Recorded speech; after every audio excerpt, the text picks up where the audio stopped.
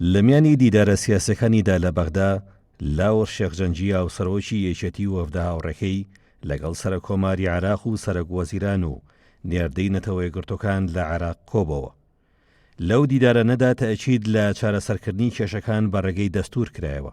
بە شێوەیەکی گشتی لە زۆربەی کۆبوونەوەکاندا باسی ئەو چۆنێتی چارەسەرکردنی کێشەکانی نێوانی هەرێم و حکوومەتی مەرکەزی کراوە بۆ دابینکردنی بژێوی ژیانی خەڵک، بۆ چارەسەرکردنی ئەو کێشانەی کە هەیە لە چوارچێوەی دەستوردا، هەروەها بۆ دەربڕینی هەڵوێستی دوولایەنە یاخود هاوپەیمانی یاخود هاوڕایی لایەنە سیاسیەکان لەسەر قانونی انتخاباتی عێراقی یان چۆنێتی هەڵبژاردنەکان لە عێراقدا. سەرکردەکانی یەکێتی تەئکید دەکەنەوە لەوەی ئەو سەردان و کۆبوونەوەی هاوسەرۆک و وەفدی باڵای یەکێتی بایەخی گرنگی هەیە بۆ پاراستنی مافەکانی گەلی کورد و چارەسەرکردنی کێشەکان.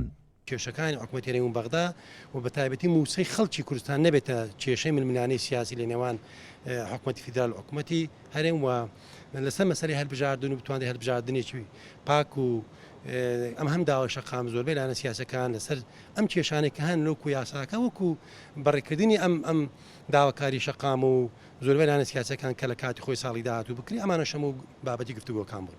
بتوانین گفتوگۆ لەسەر زۆر تەوەر بکرێ. یەک لەوانە ئاساییکردنەوەی پەیوەندی نێوان هەرێمی کوردستان و حکوومەتی ئیتیحادی لە چوارچێوەی دەستوردا و هەروەها پەیوەندی یەکێتی نیشتیمانی کوردستان بە تایبەت لەگەڵ لاەنە سیاسیەکانی عێراقا، چونکە خۆمان دەزانین لە سەرەتای ڕوخانی ڕژێمی بەعسی یەکێتی نیشتیمانی کوردستان لە واجهەی پەیوەندیەکانمان با لەگەڵ پەیوەندی کورد بەگشتی و یەکێتیش بە تایبەتی لەگەڵ لایەنە سیاسیەکانی عێراقی بەس پابند بن بەم دەستورە و پارێزگاریکردن لە مافەکانی کورد و هەنگامنان بۆ پێشەوە بۆ ئاساییکردنەوەی ئەم بارودۆخە.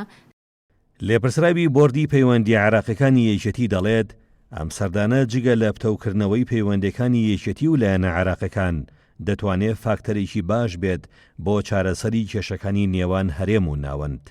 یەکەمین هەنگاویتی بۆ جێڕانەوەی مێژووی خۆی لە بەغدا و دەسەڵاتەکانی خۆی لە بەغدا ئەوەی دەتوان بڵێم خلالی 10 ساڵی ڕابردوو و خلالی چەند ساڵی نەخۆشکەوتنی جەنابی مام جەلال دەتوانم بڵێم پاشەکشی تێدا کرا بوو. ئێستا هاتوین بە قووەت بینەوە سەر ساحە، حزبە سیاسەکانی ترمان تێگەیاند، پێمان گوتن یەکێتی لەسەر ساحەیە و بە قووەتیش لەسەر ساحەیە و خلافاتی ناوەخۆشی بە تەئکید زۆر کەم کردەوە نەشی هێشتووە.